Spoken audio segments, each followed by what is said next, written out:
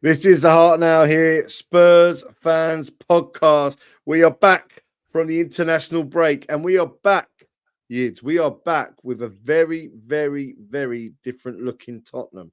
Not so much on the pitch because we did what we did. What we were kind of doing already when we went to City away. We went away from home and we hammered the Hammers. Fantastic. We absolutely battered them. But as we all spoke about a little bit across the socials, Daniel Levy is gone. So the new era has begun. And we've got the Champions League back this week. And back with us is TJ.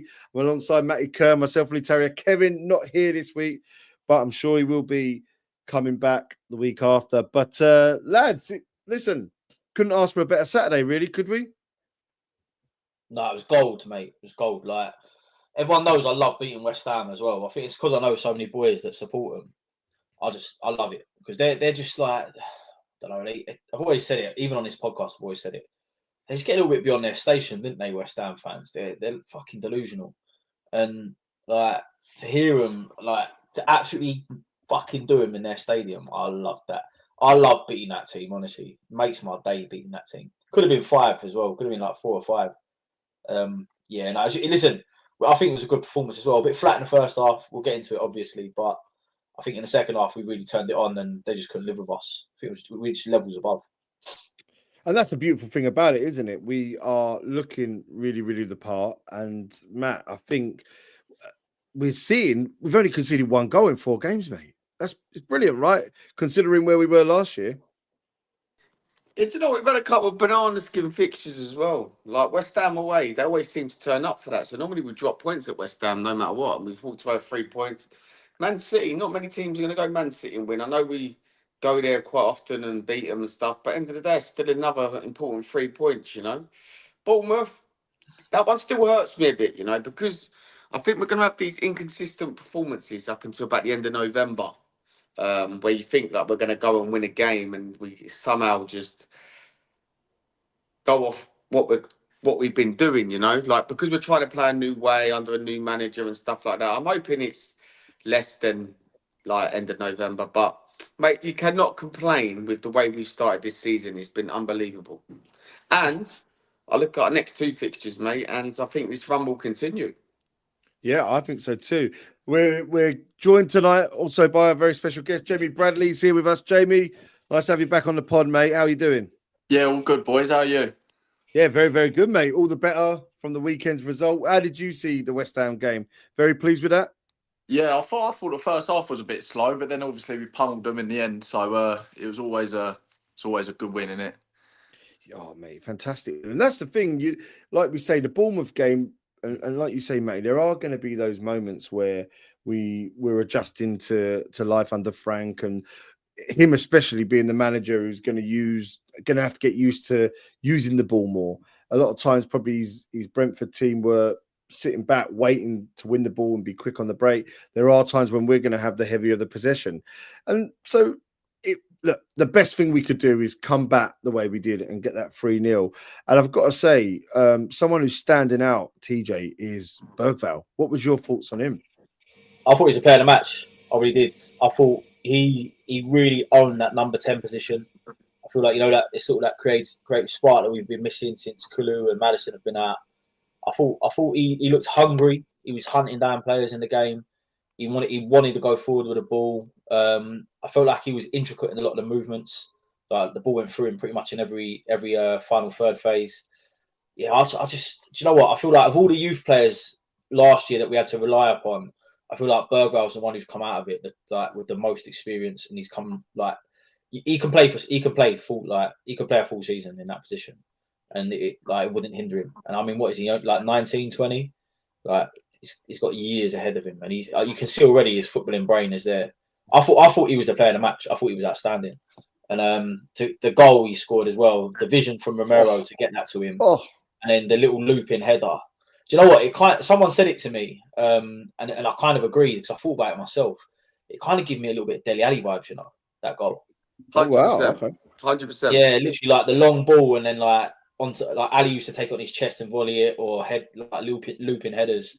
it kind of gave me a bit of Delhi vibes, you know. I was like, that was a wicked goal, man. That was like a bit old school, that where we used to be Alderweireld, wasn't it, pumping it up to the top to Delhi, and then yeah, I kind of got those vibes. It was listen, it was just a great goal. I thought all the goals were really well worked. We'll get into it, but yeah, Bergvall for me, easily the player of the game, and yeah, long may it continue for him. Big time. And Matt, I guess then when you're looking at Bergvall and what he did, and like he took his goal, the first goal from Papsao again has been sort of lit a light under him from Thomas Frank. That's come from in-game management. There's a lot of talk about, and we played a bit of a clip from Frank at the start of the pod. There was a little talk about in-game management, especially on those set pieces. They realised the positioning of the West Ham defenders and they changed their style for it. Papsao had all the time in the world. No one around him scored that goal. One, he's playing really well, but two, what do you think about that and the in-game management? Yeah, first of all, you all right, Jamie? You good, mate? How's it going, mate? You all right? Yeah, good, mate. Do you know what? Because there was talks of it, weren't there, that during because we had a lot of set pieces first off, and how Ramiro's goal was ruled out, I have no idea. If it wasn't ruled out, it should have been a penalty. I don't know how they got to the bottom of that, but it is what it is. And we look dangerous from set pieces now, and I like it. But there was talks of it that West Ham wasn't picking up anyone at the back post, and in second half, the tactic was to hit the back post. And even second half, we had so much joy from set pieces. We're talking 2 years ago. We're talking two years ago. Just quickly, on that point you said, go on. Matt, that point you just said, yeah, about the corners. Apparently, the set piece coach picks it up, like you said, mentioned it at half time, and that's why I don't know if you've seen the clip going around the socials. They were pointing to the dugout where because it was a set piece coach that picked it up and they scored literally from it. Yeah, but yeah. Sorry, Matt. Go on, mate. Just thought I'd put it in. Going back, a year and a half, we were conceding from every single set piece, and how things have changed massively is unreal. We look absolutely solid. You got Van der Ven attacking corners where the geezer got shorter every time he jumped a couple of years ago. Now he can actually header a ball. It's nuts. But also going back to Bergvall. Do you remember the Bournemouth one? There was a bit of a clip where we threw the bib on the floor. It looked like a bit of frustration that he wasn't actually starting the game. And I'm glad he got that.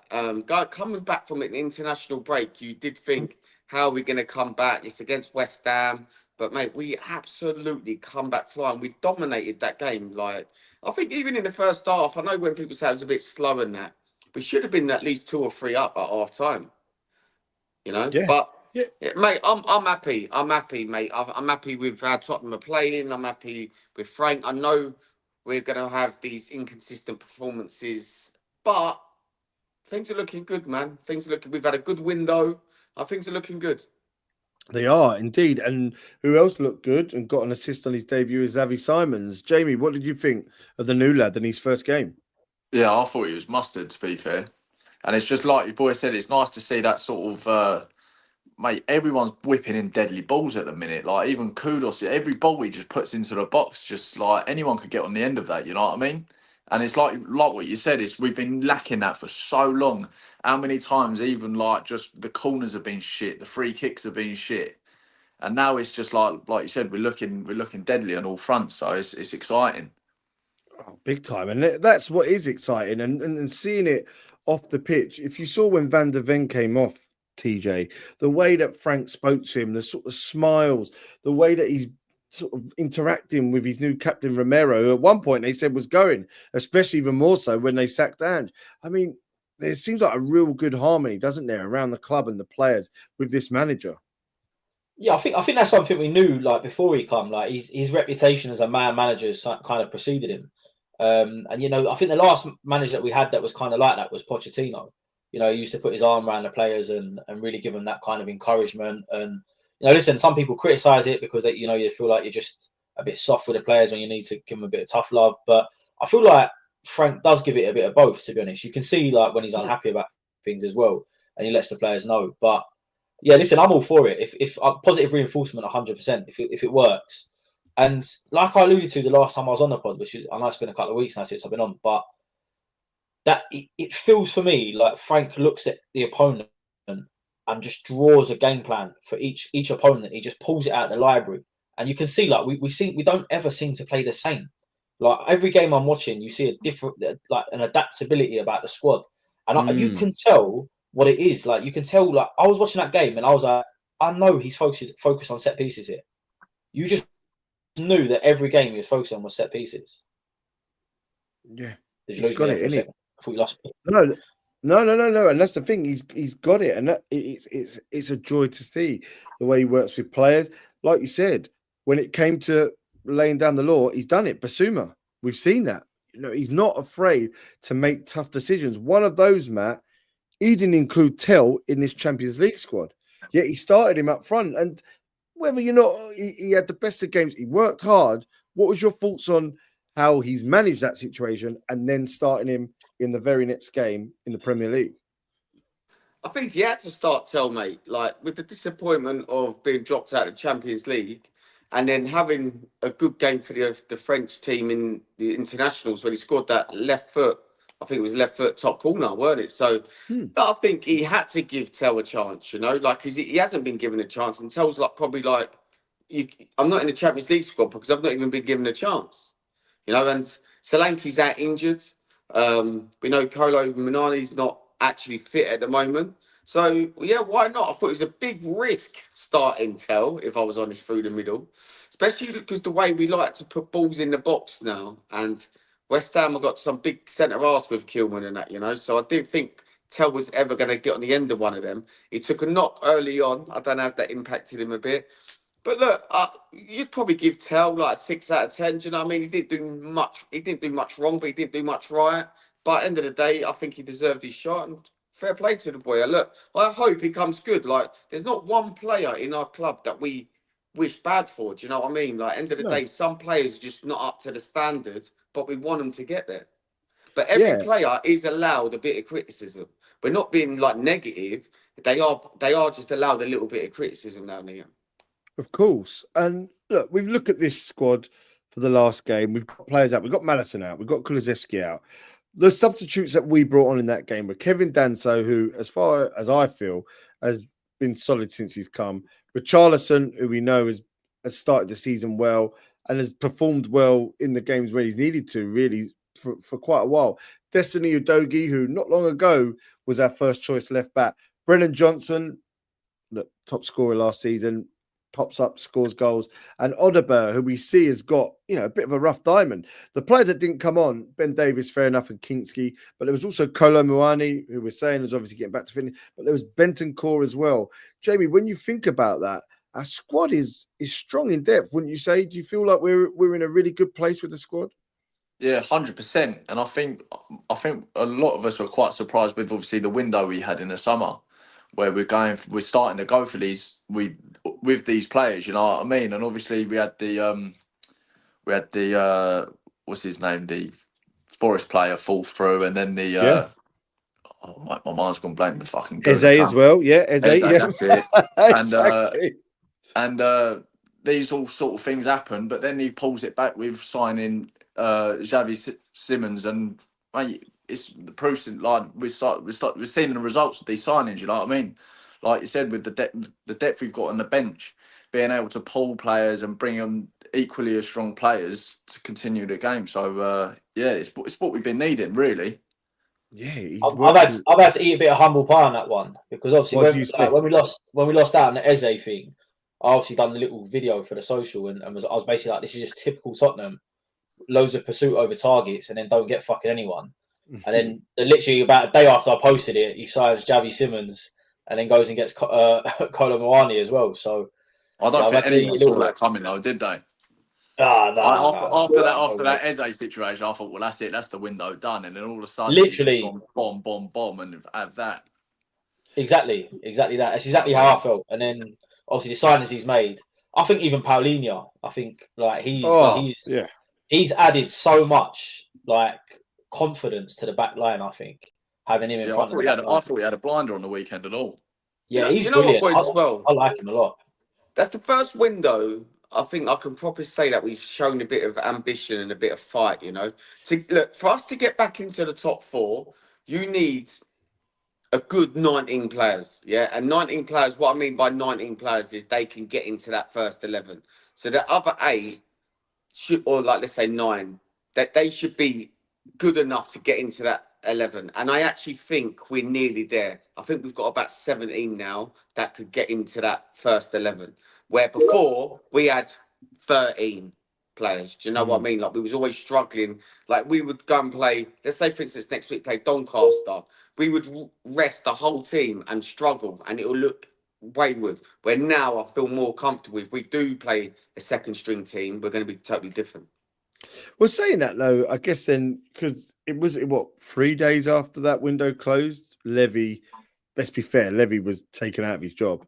Do you think that the rest of the board, TJ, I'll ask you, like, do you think that the rest of the business, the company, the people that make the decision, the board, as I say, do you think that they felt we could have done more and they felt this was the right time for him to go? Because it is a decent window. We're looking at that squad, we're looking, it's all right, but we know that we messed up in places, especially with Eze. In all honesty, I think they were lining it up anyway. I think he would have been involved in the transfer, but I think there would have been several people working on that transfer window. And I think there's no smoke without fire. He probably knew it was coming. Like I reckon there's obviously when they bring in Venter Kashim, and then obviously they bring in the other guy, the non-executive in I think he came in March this year on the board. So, you know, when you start seeing new faces around the place, they start reorganizing the structure. You automatically, like in business, you kind of know that your head might be on the chopping board. So I feel like he might have known it was coming, not necessarily knew when it was coming, but I feel like the board would have probably had a lot to do with that transfer window anyway, even with Levy at the helm. I feel like a lot of those transfers were kind of not just Levy's transfers, if that makes sense. But yeah, listen, I feel like the narrative coming out of the Levy saga is that they want to be ambitious on the pitch. That's all. I don't know if they're just saying that to appease the fans with the change, but it seems like through all you're hearing through the grapevine is that the family, the Lewis family, so obviously you've got his daughter and her son-in-law are like really involved in the kind of, you saw them at the West Ham game, right? Apparently they're all about success on the pitch now. And I think that's why you're seeing these, like this stream of investment come in. So I do think the transfers that happened predate Levy's departure slightly, is in that I feel like his departure was probably known whilst those transfers were going on. Like the board above kind of had it in mind that he was going to go. So yeah, listen, it's interesting. So obviously you've seen those two. They had to make it public. Obviously you do when you're a listed company. You have to make it public when anything like major happens. And there was 2 bids from obviously an America consortium and Qatar to take over Spurs, right? And they've come out and said, listen, we're not selling. So that in itself shows like that him leaving wasn't a sell clause. That's what everyone kind of thought it was going to be. He's leaving because they're selling it to someone. So yeah, it's interesting times on that front. At the moment, like we've had a good window. What happens with the board above isn't really going to affect the next few months, I don't think, until the January transfer window. So I'm just looking forward to success on the pitch. But that will be an interesting saga to see how we are and how active we are in transfer windows. If they're trying to win like titles, like Champions Leagues and Premier Leagues, if that's what they're dreaming of, then we'll see how they act in the transfer windows, whether it backs up or not. Yeah, we will see that. And I guess then with a successful game that has just gone by last Saturday, we always award our sort of man of match. We call it Hotspur. Jamie, who would have been your Hotspur, your man of the match for this previous Saturday against West Ham? I would have been, I'm tied between probably Bergvall or, what's his name, Polina. It was out of them two for me. I thought they both had probably Bergvall for the goal. Because that was just like, that was a proper finish, wasn't it? Where I was sitting, it looked like it went over the bar. And then obviously it all went fucking nuts. And it was just, what a goal. Yeah. What was the crowd like there? What was the crowd like with the way everyone really happy and liking what they're seeing? Yeah, it was great. I mean, when we went 3-0 down, I probably spent the rest of the game just laughing at West Ham fans leaving after the 60th minute. But it was mental how quickly that stadium emptied out. But it's a shit ground to fucking watch football in. You know what? Such a terrible ground, but yeah, no, the atmosphere was booming. It was just like one big party in the stands, really. So Jake, I weren't there on Saturday or whatever, but a lot of people have been saying that's the first away day in God knows how many years where everyone was just together. There was because the Levy situation was gone, it's all gone. Everyone was back as a unit, you know. There weren't no one was divided in that away in this time, you know. Everyone was like togetherness, you know. Oh mate, it was wicked. It was wicked, and just as the stadium was getting more and more empty, it was just our volume was just getting more and more noisy. It's quality, but yeah, just a proper top day. That's the ones you want. They're the ones you remember. And I guess then, performances from Bergvall, Paulini, as you say, they're right up there. TJ said Bergvall. Matty, are you in line with the guys? Is there anyone else you thought of? I'm Bergvall all day, mate. I thought he was brilliant.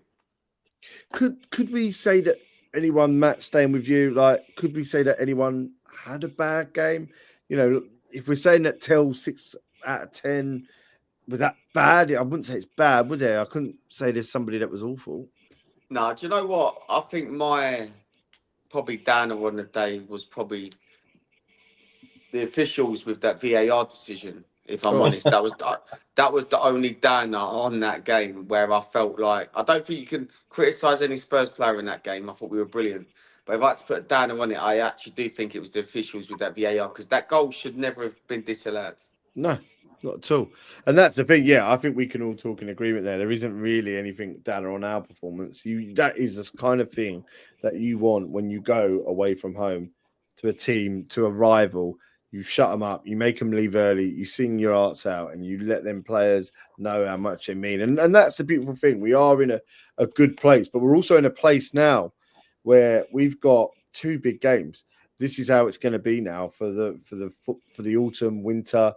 The Champions League is a bigger thing than it was when we last played in it. We now play 8 games, which I know only is 2 more group games than it was before, but that's 2 more extra weeks in a real congested season, when also we don't want to lose sight that things like the Carabao Cup are still real ambitions of ours. And TJ, knowing that we've got Villarreal, who are a tidy little team, they're not silly, and then Brighton away over the next 5 days, do you think at the moment, we've talked about squad depth, we've talked about how good we're looking, do you think now this is going to show another step in this Frank journey and the test that we're going to have on a weekly basis? Yeah, I fully believe this is uncharted territory for Frank. I feel like he's never had to manage 2 games a week. Like, he's never really done that. Obviously, when Brentford have been in the cups, maybe, but even then, it's so like the cups are split up quite a lot, right? You get a lot of 3 weeks. So, yeah, I think it's a test of him, like whether he can put his tactical imprint on games in a short period of time, because it's a quick turnaround, right? Like, they'd have played Saturday night, probably had that night off, and then been back in Sunday afternoon, and they've been in today. Like, so you've only got 2 days really before you're basically playing again. I think we've got, and I said this at the time when it come out, I think we've probably got one of the most favourable draws we could have had. I genuinely believe that. I think so. And even more so, like how the fixtures have fallen. I think we've got the first 4 games are actually probably the 4 we'd want to play. So, we've got Villarreal at home, which, listen, they're no mugs. They've done pretty well in La Liga. They were lucky to lose at the weekend, I think. Unlucky, sorry. But more than that, I think, when you look at the away games, it's people we've played recently as well. Bodo. Then you've got Copenhagen at home, Slavia Prague away at home as well. I think these are all winnable games. I really do. And listen, bar PSG away, and Monaco's a bit of a banana skin away as well. You never know really how they're going to play. But, if we get the business done early in the Champions League, I think you need 16 points to finish top 8. And I think it's 11 points or 12 points to finish in the playoffs, right? To go into the playoffs. So I look at the first 4. If we play to our strengths, we could win. We could get 12 points there in the first 4. That's before we even touch PSG. I think that should be the aim. So when you're looking at listen, I know we've got Brighton away, and again, I'm looking at that game thinking we should go there and take it to them. They haven't played great so far this season. They've been a bit hit and miss. But I do think with the Champions League phase, it's all about getting points on the board early, so that come December when you play that last game, I think it's November. Sorry, PSG.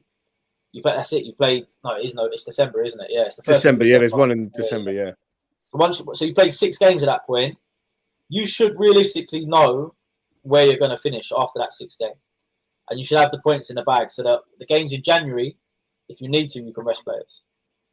Yeah, and that's the thing. It is a slog because the Carabao Cup, there's going to be at least 3 of those rounds if we proceed in those other weeks, those empty weeks that we haven't got these Champions League games. But we are under the lights tomorrow, Matty, and we spoke a little bit off air just before we went live about the amount of tickets available. I was offered tickets, and this is not through mates. This is like through travel companies that do these hospitality nights. £100 ticket for Villarreal, first Champions League game in 3 years, £100, free drink, free food. And we've seen that there's not a lot of there's a lot of tickets, should I say, available. Why do you think that is?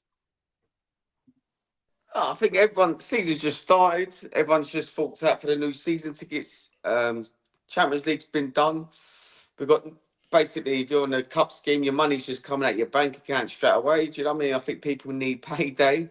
We've been drawn at home next week against Doncaster as well. That's another £30. Do you know what I mean? So you're talking 90, 100 quid on 2 games, like for in the space of a week. And yeah, and plus I know, and then obviously the away games. You know what I mean, fans do go away as well, and it's expensive, mate. I think they could have done, especially in the group stage, made tickets a lot cheaper, especially in the group stage. I understand if it's like quarter-final, semi-final and that, and you need to go to your category A season, your pricing, but in the group stage, it should just stay reasonable. Yeah, that's a fair point. Jamie, are you going tomorrow, mate? I won't be going tomorrow. I'm training tomorrow evening, so I'll give my pal my ticket. But yeah, I'll be watching from the sofa tomorrow. Yeah, and that's fair, and as will I be. I mean, it's one of those things. I feel like I want to go, but also it's Tuesday night, pretty much start of the week, sort of end of the summer. It's one of those things you just feel like it's sometimes can be a slog getting down there at night.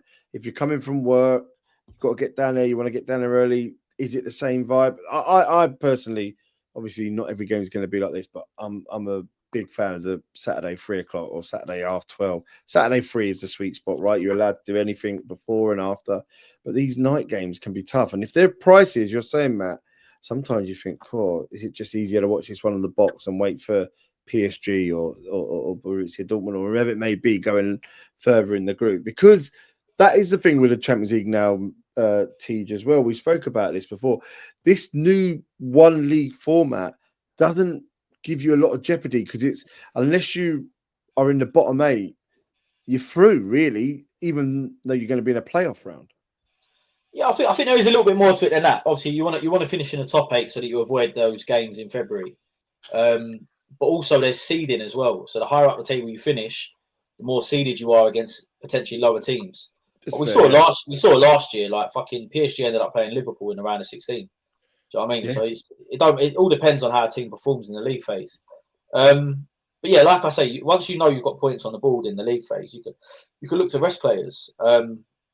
It's exactly the same format as the Europa League for us last season. But yeah, I think when it comes down to this game, I think Tottenham have made a bit of a banana skin with the pricing. I think they've priced a lot of people out because these are the games that people normally take their kids to as well. You know, like the midweekers, like get their kids and they go to it a little late night before school the next day. They can talk to their mates about it at school, and I think probably parents are looking at going, it's going to cost me 65 quid, then it's going to cost the kid 40 quid. Or like, and if you've got fucking triplets like me, you have to remortgage your house to take them to football now. So it's I think they've had a bit of a banana skin in the pricing, which is why you've probably not seen the uptake. Yeah, that's fair. I mean, in terms of results, Jamie, what are you thinking tomorrow? You think the Spurs win? I think so. I think we'll carry on from the momentum from the weekend. I reckon a nice little 2-1 would do us. Nice. Yeah, we'll take that, especially starting this Champions League, get 3 points on the board. Matt, are you as confident as Jamie? Yeah, I don't think we'll concede, Matt. I think it'd be 2 or 3-0 Spurs. Really?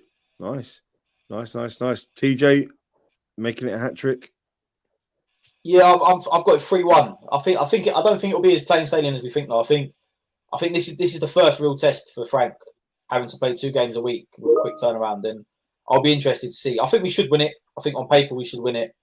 And I think if we play how we've been playing, we will win it. But I think it will be pretty cagey for a lot of it. But yeah, I fully expect us to run out winners tomorrow and the next 3 after that as well in the Champions League. I really hope so. I hope so. I mean, they lost to Atletico at the weekend 2-0. We know all about them. They're playing tomorrow night against an English team. They are playing against Liverpool, as far as I know. I think it's Liverpool, Atletico Madrid tomorrow, and on Wednesday. Atletico Bilbao. Oh, is it Wednesday? And then Atletico Bilbao against Arsenal at 5:00. Yeah. But in saying that, we go to Brighton, TJ, and like you say, they've not started the greatest. They got a good result against City, as did we, but they've lost again at the weekend.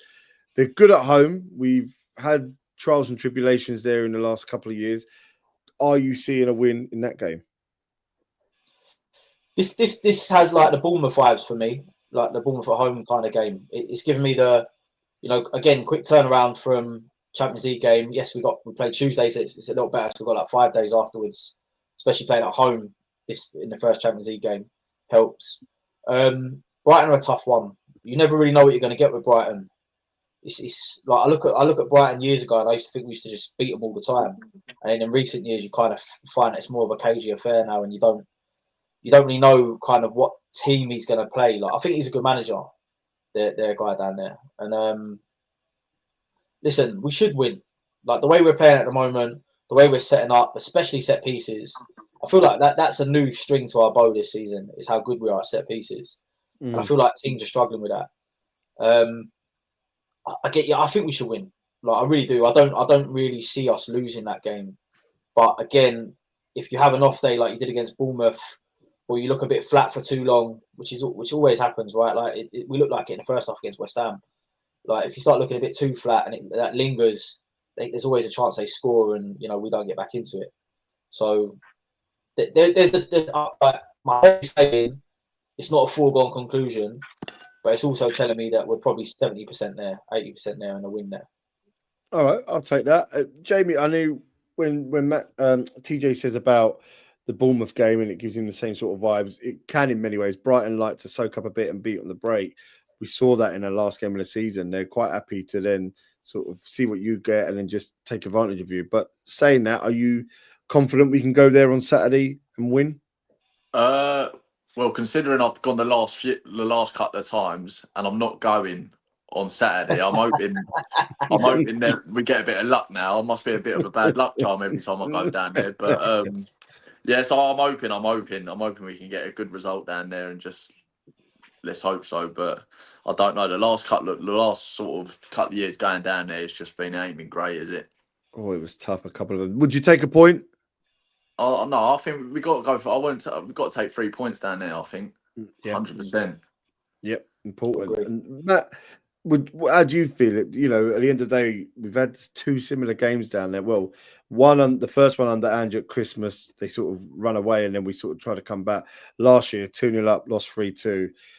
Obviously, different manager now. What are you thinking? You know what, boys? I think we get Villarreal done early. We get some players off, and I honestly do think we probably beat Brighton 2-0. I think the last couple of years he's been kamikaze at the Amex, and I don't sense that under Frank. And I think the way we set up away from home and how we counter-attack teams and stuff like that as well, I fancy us to beat Brighton quite comfortably this weekend as well. They're not the same team as well. They are not the same team. They sold Joe Pedro and stuff like that. They're not the same team, and I honestly think we'll beat them quite comfortably.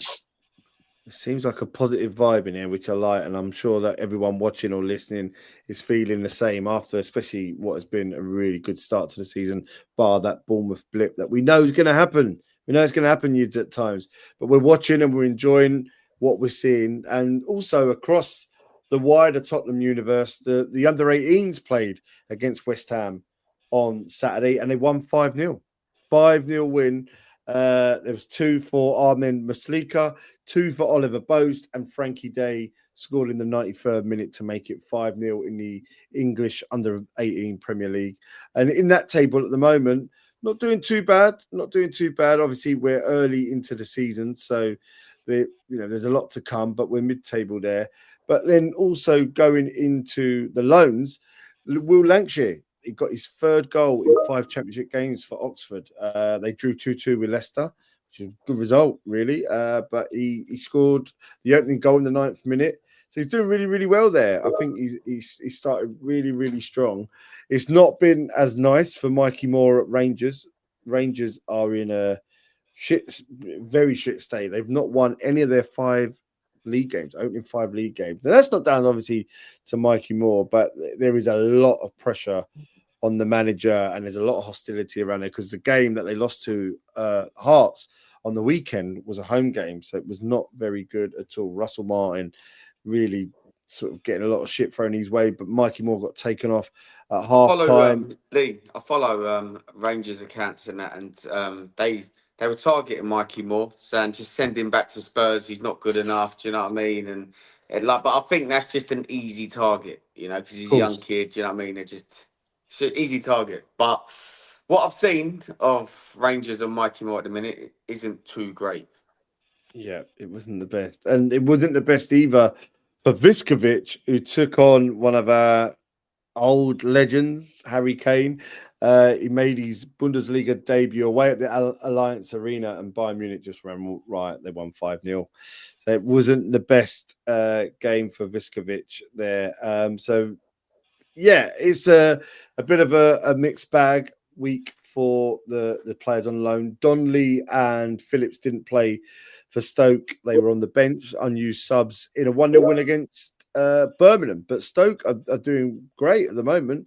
Unbeaten, played 5, won 4, and only lost 1. They're only a point behind Middlesbrough top. So, yeah, although they didn't play this weekend, they have had a good say in what have been a strong start for for Stoke City. But all in all, I mean, we're looking at what's started really positive for us as a team, as a fan base. And what's so great, we have Jamie with us. And Jamie, you've been on here a couple of times now. Another fight coming up soon, mate. How you feeling about it all? Tell us about it. Yeah, we're back out on October 11th. This one's over in Woodford Green. Nice. So yeah, just under 4 weeks to go, and yeah, everything's going well. Training hard, sparring hard. So just raring to go, really. Yeah, you done it in the international break on purpose, Jay? Yeah, of course I have.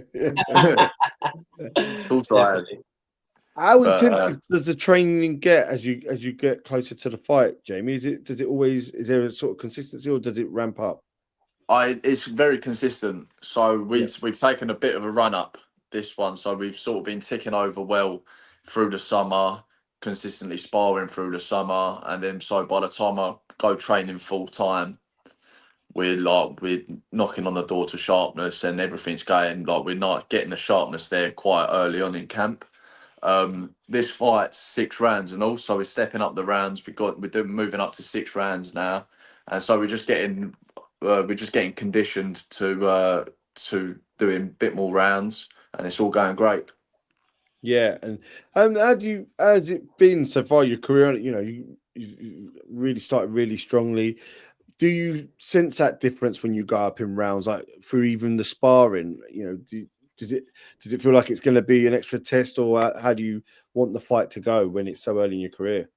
Well, it's quite interesting because I was talking about it to my coach I think on Friday actually, and it was a year. I started off doing 4 rounds, which is what you normally do as you start off as a professional, but I was always sparring 6 rounds.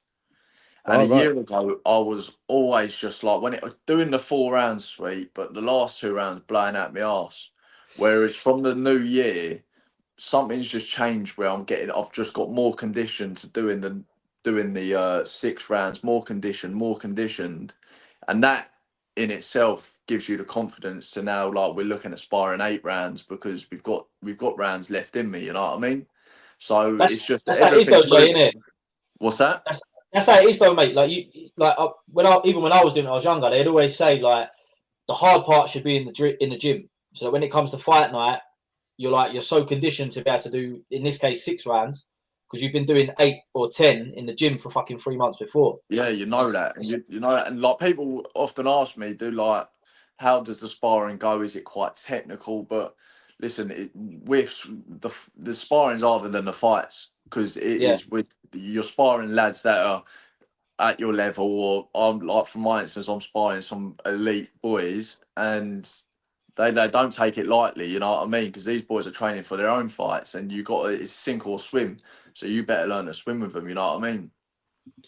Yeah, and that's it, and that's what's so exciting. You know, even like as fans when watching, we know the dedication and the hard work that goes into what you do.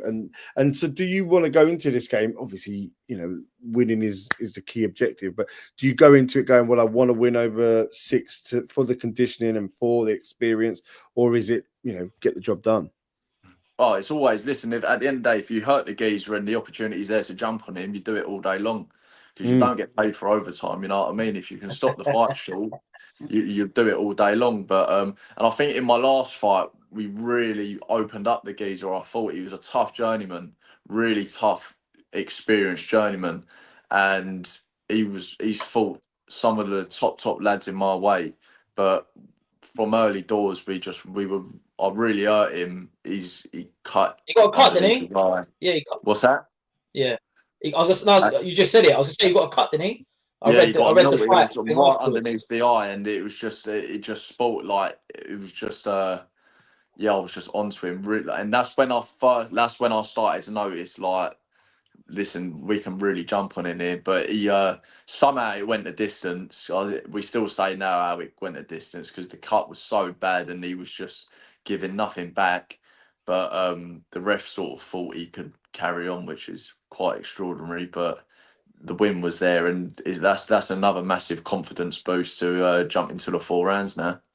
Oh, big time! And that's into 6 rounds. Sorry. Yeah, and that's the thing when it comes to, you know, these fights, like you said, that your previous fight, the one coming up. Do your coaches with you do a lot of sort of homework on who you're fighting? Do you see a little bit about them? Do you learn a bit about them? How does it work? You know, when you're starting out.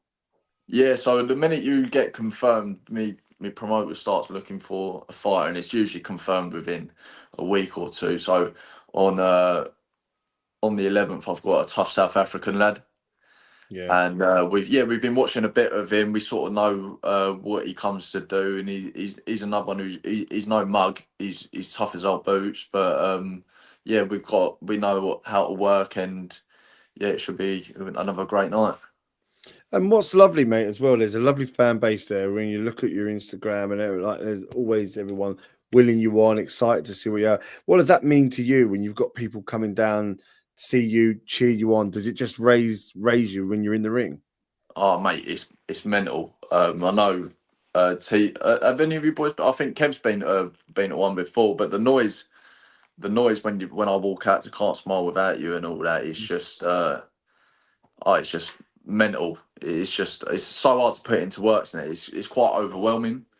But yeah, and you just want to get in the ring, and that it's like almost having like a 12th man on the pitch. It's like I've got all you boys behind me, so it's just quality.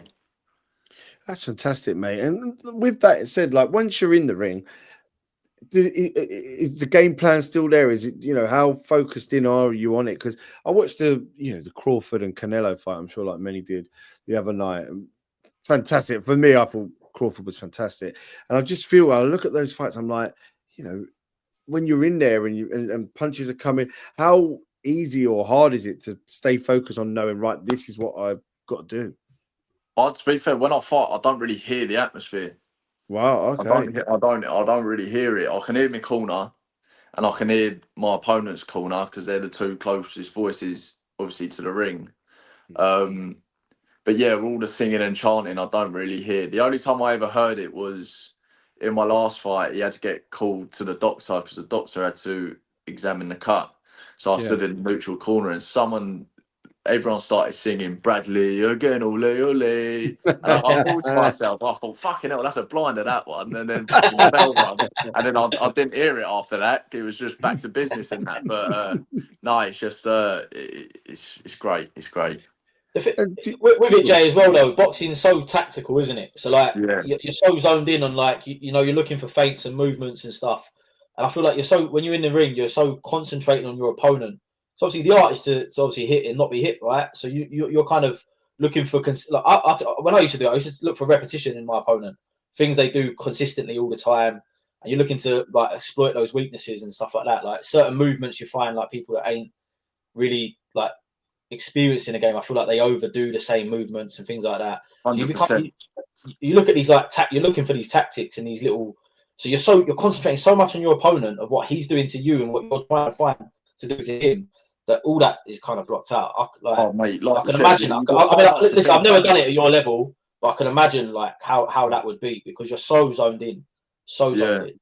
Yeah, you got so much to think about, and like you said, because you've got so much to think about, your body just shuts. It's almost like going through a tunnel or something like that. That's all you can, and you can only hear a select few voices, but that's when you know you're locked in anyway and you're concentrating, because all of a sudden if you start playing up to the crowd and sort of that's when you have lapse of concentration and stuff like that, and that's when mistakes get made, you know what I mean? So as long as you're always concentrated and just as much as you got the support there, it's important not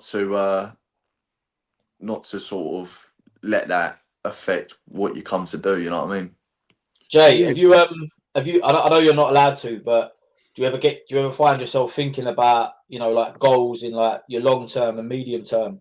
So obviously I know like in your head it's like next fight gonna be 5-0 and that's all I'm focusing on right now. But, you know, like I had a little look at the rankings today, funny enough, and obviously you got he's pretty I think he's in world rankings as well, the boy in the British title. He's in your weight division. You're super light, you know? Super light, yeah. Who's that? Dalton Smith. Is that Dalton Smith? Because you got Adam I think it was Azim. someone else. He's ranked in like the WBA's top 10, I think now, but he's a British champion at the moment. I forgot his fucking name. Dalton Smith's a super light. We got Adam Azim super light. I can't remember off the top. Yeah, he's dropped down the rankings a bit though, isn't he? That guy, Adam Azim. Yeah, because let me find out who this guy is. It's going to bug me now. Yeah, find out who it is. Jack Catterall. Is it Jack Catterall? Yeah, Jack Catterall. Yeah. Yeah, that's the one I'm talking about. He's obviously on the British title at the moment, isn't he? But I think he's stepping up. Well, no, because he won the world title, didn't he? He beat. Did he beat Josh? What's his name? Josh. Yeah, then they had the rematch. Yeah, that's right. The Scottish fighter. I'm useless with names, but yeah, no, I'm definitely aware of when it comes to sort of goals and that. Obviously, I'd like to do it the traditional route, which is obviously the plan we've got, which is to go for the southern area. Then once we win that, we go for the English, and then you get to the British that way, and that will be that'll be a fantastic way of doing things. And when it comes to you defend it 3 times, Jay? Oh, you know what I was thinking about it the other day, yeah, because my amateur coach Sean Murphy. He won the British title and he defended it outright. So that was obviously a regular belt that came into the gym, because that's the most beautiful belt in boxing. And to sort of I think so as well. The Lonsdale belt. I'll tell everyone just so they know, Jay. So with the Lonsdale belt, which is the British title, once you win it, if you defend it 3 times, that belt's yours. That actual one, you keep it. Wow. Yeah. Yeah, so like they'll create a new one, and then when you vacate or leave or whatever, the one you keep your one if you defend it 3 times. I think that's it. 3 times. Yeah. 3 times you've got to defend it, and then you keep it outright. Otherwise, if you defend it twice and if you lose it, you'll always be called a British champion, but you'll just never have the Lonsdale belt. Yeah, but exactly. that would be amazing. But to do it, I always think to do it at White Lane would be unreal. Oh, mate. I'm all here for it, Jay. Every time I go there and I watch like the players walk out or whatever like that, that's the only thing. That's the only thing I think about is imagine just walking out to this. I'm fucking excited for you, mate. Oh, mate, can't wait. We'll get there and all. I know we will. We'll get there, but it's just some baby steps. Baby steps. Exactly. Oh, that's it, mate. That's the sort of route I'd like to go down anyway. So that's the goal. We've got a lot of short-term goals. The short-term goal is to now get to maybe 10-0. And then from when you get to about 10-0, you can sort of assess whether you're ready for a Southern Area title shot or where you're at. You know what I mean? And then where did it? So on the 11th, tell us about it. Like where people can see your tickets? How can we come and see you? Just drop me a message on Instagram, Facebook. We've actually got a new group chat set up, which is purely ticketing information, which I can send, which a lot of people have joined and can send back. People can add you to the group, and that just allows me to sort any information with tickets will all be on there. But I think our next home game's Wolves, isn't it? Well, apart from That's tomorrow. right. Yeah, So I'll be running about all of Wolves. So anyone who wants tickets and are going to the Wolves game, just drop me a message and we'll arrange a little meet up and be good to sort of earn tickets and have a little chat with you. And yeah. And to follow you on Instagram, what's your profile? Jamie.Bradley00. Legend, Jamie. So yeah. That's bloody good, mate. And yeah, good luck, mate. We'll look to be there. It's a Friday night, isn't it? Friday 11th? Saturday night in Woodford Green. So it'll be a bit smaller than the York Hall, but it'll be nice and personal. So we'll be making a lot of noise. So we've done a lot of tickets so far. So we're getting another batch of tickets in. So I reckon this could be like topping the most numbers we've done. So which is exciting. It'll be a big Tottenham turnout again. I can't make that weekend, Jane, but good luck, man. Yeah, thank you, man. Excited. Brilliant. Excited for you, mate. Yeah, superb. So I just want to say, I love it when Jamie comes on because it appeals to like another sport that I'm absolutely obsessed with. Like and like I speak. I know Kev says this a lot, and it doesn't go without saying even now. Is that there's not really anyone in that industry who's got like the Tottenham heritage that you have, and to have like the two mix and like you're basically like the way I see it is you're like our fighter. Like you're representing Tottenham as well. But not to put any pressure on you, I feel like, and that's why I'm so proud about it. You know what I mean? Yeah. That's why I'll carry it. Like it's an absolute privilege because to be flying that flag because it's like it's almost never been done before. You know what I mean? So it's special. Yeah, I love it when you're on, Jay. So thanks a lot for coming on, man. It's brilliant. Listen, it's a pleasure, and like I said, thank you, boys, for always having me on. It's always great to speak to you. Oh, mate, you are welcome back anytime. And yeah, we'll definitely have you on after the 11th as well. But look, don't forget, people, if you want to be there, Woodford Green, Saturday the 11th, it's at jamie.bradley00. And as you say, if you're at the Wolves game, you want to get in touch with us for our socials and to find out where Jamie is, we were more than happy. And also, if you miss me or if you just miss me or you can't get hold of me for whatever reason, Tina at the Coach and Horses has got tickets behind the bar and all. So in case you don't see me or whatever, just go to Tina and she'll sort you out with tickets as well. Brilliant. That sounds great. Great. Saturday, 11th of October. Jamie Bradley is going to smash it. But yeah, lads, look, that's us for today. We'll be back next week. Obviously, 2 more games down. See where we are. We seem very positive, the 4 of us here. Let's hope that we get a good start in the Champions League tomorrow night against Villarreal and then on to Brighton and get another positive result there. Make sure we right them wrongs for the last couple of years. But Jamie, all the best. TJ, Matty, see you all very soon. We'll be back next week when hopefully we're good in Europe and good in the league. This is the Heart and Air Spurs Fans podcast. See you next week. Come on, you Spurs. Bradley.